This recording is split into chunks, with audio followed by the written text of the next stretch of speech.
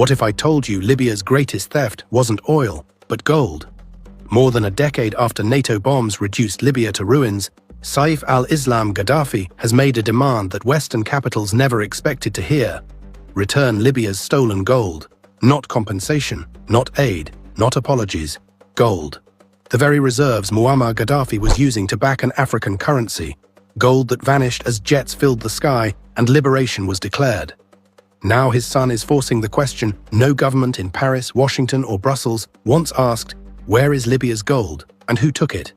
Because if that gold is returned, it wouldn't just rewrite Libya's history, it could expose the real motive behind the 2011 war and unravel one of the West's most guarded secrets. Tonight we uncover the gold trail they hoped the world would forget.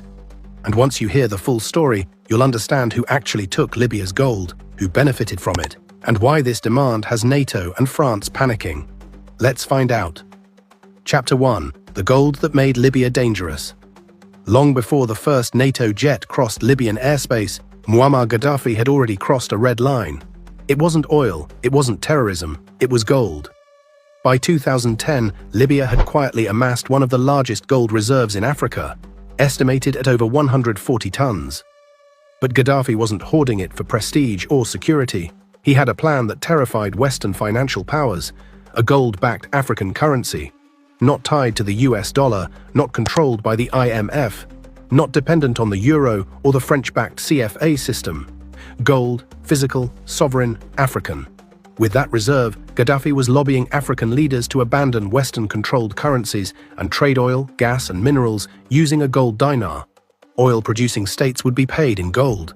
African labor and resources would finally set their own price.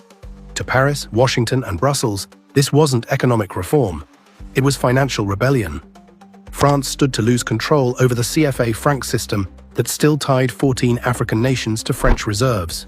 The dollar's dominance in global energy trade faced a direct challenge. The IMF and World Bank saw a precedent that could spread far beyond Libya. And then something strange happened.